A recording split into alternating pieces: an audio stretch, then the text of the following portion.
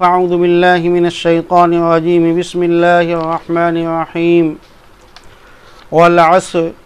ان الانسان لفی خسر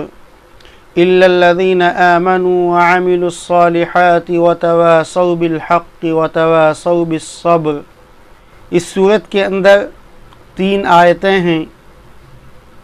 اللہ تعالیٰ نے اہل ایمان کو اور مسلمانوں کو اس سورت کے اندر صبر کی تلقین کی ہے اور حق بات کی اشاعت کی تلقین فرمائی ہے۔ یہ سورت اتنی عظیم سورت ہے، اتنی اہم سورت ہے کہ اس سورت کے سلسلے میں چاروں اماموں میں سے ایک امام حضرت امام شافعی رحمۃ اللہ علیہ نے ارشاد فرمایا کہ اگر اللہ تعالیٰ پورے قرآن مجید کو نازل نہ فرماتے اور صرف اس سورت کو نازل فرما دیتے تو انسانوں کی ہدایت کے لیے، انسانوں کی رہنمائی کے لیے یہی سورت کافی تھی۔ یہ سورت اتنی اہم سورت ہے، اور صحابہ کرام کا معاملہ تو یہ تھا کہ جب آپس میں ملتے تھے ایک دوسرے کو سورہ عصر سناتے تھے۔ تو اس سورت کے اندر اللہ تعالیٰ نے ارشاد فرمایا کہ والعصر، قسم ہے زمانے کی، زمانے کی قسم اللہ تعالیٰ نے کھائی ہے۔ اللہ تعالیٰ نے چونکہ زمانے کو پیدا کیا، اللہ تعالیٰ زمانے کا خالق ہے، اللہ تعالیٰ زمانے کو بنانے والا ہے۔ اللہ تعالیٰ اپنی مخلوقات میں سے جس کی چاہے قسم کھا سکتا ہے، لیکن ہمارے لیے اور آپ کے لیے یعنی انسانوں کے لیے جائز نہیں کہ اللہ کے علاوہ کسی دوسری چیز کی قسم کھائیں۔ لیکن اللہ بنانے والا ہے، اللہ خالق ہے، اللہ مالک ہے، وہ اپنی مخلوقات میں سے جس کی قسم کھانا چاہے وہ کھا سکتا ہے۔ تو اللہ تعالیٰ نے قسم کھائی ہے زمانے کی کہ والعصر ان الانسان لفی خسر۔ اب زمانے کی قسم کیوں کھائی؟ اتنا زبردست گواہ، اتنا زبردست شاہد اللہ تعالیٰ نے لا کر کے کھڑا کر دیا ہے کہ اس کی گواہی کوئی دوسرا نہیں دے سکتا کہ تمام کے تمام انسان گھاٹے میں ہیں۔ بتلانے کا مقصد یہ ہے کہ اللہ تعالیٰ نے زمانے کی قسم اس لیے کھائی ہے کہ اے انسانوں، تمام انسان گھاٹے میں ہیں، تمام انسان نقصان میں ہیں، خسارے میں ہیں۔ اس کا گواہ کوئی دوسرا نہیں بلکہ زمانہ اس کا گواہ ہے، چونکہ زمانہ ہمیشہ سے ہے۔ زمانہ اس وقت بھی تھا جب حضرت آدم علیہ السلام دنیا کے اندر تشریف لائے، زمانہ اس وقت بھی تھا جب حضرت نوح علیہ السلام دنیا کے اندر تشریف لائے، زمانہ اس وقت بھی تھا جب حضرت ابراہیم علیہ السلام دنیا کے اندر تشریف لائے، زمانہ اس وقت بھی تھا جب حضرت موسیٰ علیہ السلام دنیا کے اندر تشریف لائے،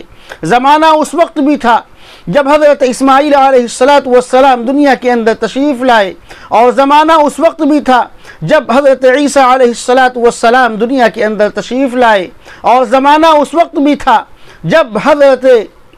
محمد صلی اللہ علیہ وسلم دنیا کے اندر تشریف لائے۔ تو اللہ تعالیٰ نے اس زمانے کو گواہ بنایا ہے، چونکہ زمانہ حضرت آدم علیہ السلام کی پیدائش کو اور آپ کے حالات کا مشاہدہ کر رہا تھا۔ حضرت نوح علیہ السلام کو جو پیغام دے کر کے اللہ تعالیٰ نے بھیجا تھا، اور اس پیغام کو نہ ماننے کے اوپر اللہ تعالیٰ نے ان کی قوم کو کس طریقے سے غرق کیا، زمانہ اس کا مشاہدہ کر رہا تھا، اس کو دیکھ رہا تھا۔ حضرت موسیٰ علیہ السلام کا فرعونیوں سے جو مقابلہ ہوا اور جادوگروں سے جو آپ کا مقابلہ ہوا، زمانہ اس کو اپنی آنکھوں سے دیکھ رہا تھا کہ اللہ تعالیٰ نے کس طریقے سے اپنے پیغمبر حضرت موسیٰ علیہ السلام کی اور اہل ایمان کی مدد فرمائی، اور کس طریقے سے نافرمانوں کو اللہ تعالیٰ نے نیست نابود کر دیا، زمانہ اس کو بھی دیکھ رہا تھا۔ اسی طریقے سے ہمارے اور آپ کے آقا حضرت محمد مصطفیٰ صلی اللہ علیہ وسلم کو مکے کے اندر کن مصیبتوں سے، کن ہولناک اور خوفناک حالات سے گزرنا پڑا، اور اللہ تعالیٰ نے ان حالات کے اندر دشمنوں کا کس طریقے سے خاتمہ فرمایا، اور اہل ایمان کو اللہ تعالیٰ نے کس طریقے سے عروج دیا،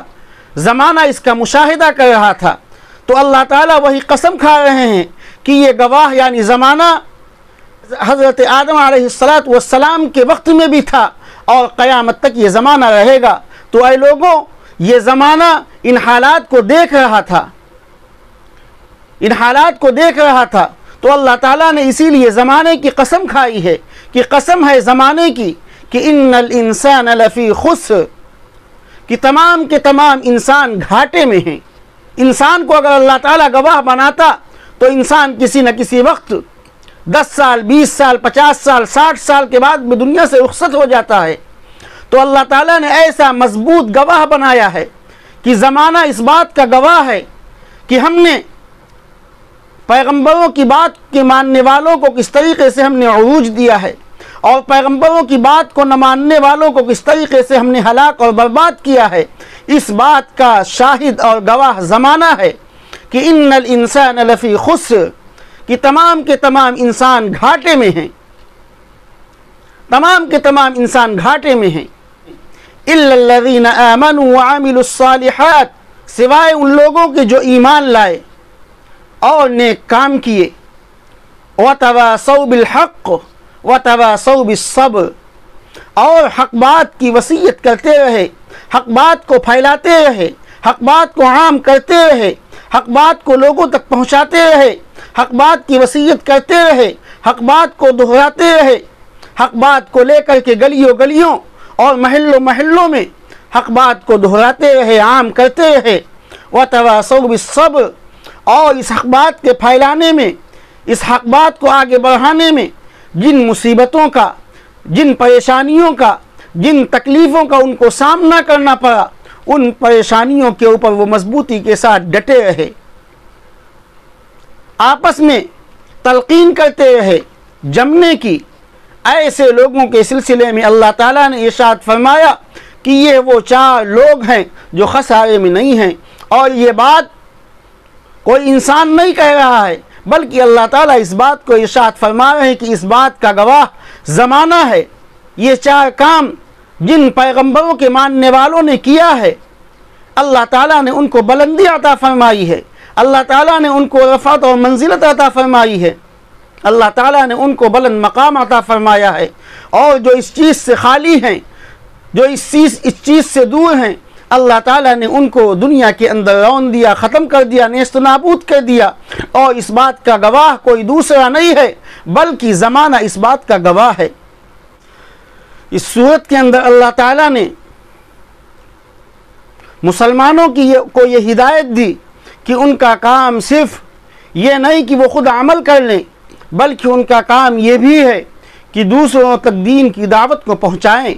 دین کے پیغام کو دوسروں کے سامنے پیش کریں، دین کے پیغام کو عام کریں۔ اگر ہم صرف یہ سوچ لیں کہ ہم تو عمل کرتے ہیں، میرے بھائی، یہ ہمارا خود کا عمل ہماری نجات کے لیے کافی نہیں ہو سکتا ہے۔ اللہ تعالیٰ نے قرآن مجید کے اندر حضرت لوط علیہ السلام کے واقعے کو بیان فرمایا ہے، اور جب اللہ تعالیٰ نے حکم دیا کہ اے جبرائیل اس بستی کو ہلاک کر دیا جائے اور برباد کر دیا جائے اور دنیا کے نقشے سے اس بستی کو مٹا دیا جائے، تو حضرت جبرائیل علیہ السلام نے عرض کیا کہ اے مالک، اس بستی کے اندر ایک ایسا شخص بھی ہے کہ جس نے پل جھپکتے آپ کی نافرمانی نہیں کی ہے، ایک لمحہ بھی آپ کی اس نے نافرمانی نہیں کی ہے۔ تو اللہ کی طرف سے حکم آیا کہ اس بندے نے صرف اپنی فکر کی ہے، اللہ کے دوسرے بندوں کی فکر نہیں کی ہے، لہذا عذاب کو جو شروع کیا جائے وہ اسی کی جگہ سے شروع کیا جائے۔ تو پتہ یہ چلا کہ جس طریقے سے ہم اپنے لیے عمل کو ضروری سمجھتے ہیں، ایسے ہی اس قرآن کی دعوت کو، قرآن کے پیغام کو، دینی بات کو ہم دوسروں تک منتقل کریں۔ وَتَوَاصَوْا بِالْحَقِّ وَتَوَاصَوْا بِالصَّبْرِ،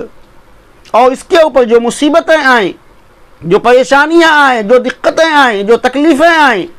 دشمنوں کی طرف سے، مخالفین کی طرف سے، منافقین کی طرف سے، اللہ کے نہ ماننے والوں کی طرف سے، ان کے اوپر صبر کرنے والے بن جائیں۔ اللہ سے دعا ہے کہ اللہ تعالی ہم سب کو دین اسلام کی باتوں کو دور دور تک پہنچانے کی توفیق نصیب فرمائے، اور خود بھی اس کے اوپر عمل کرنے کی توفیق نصیب فرمائے۔ وآخر دعوانا الحمد للہ رب العالمین۔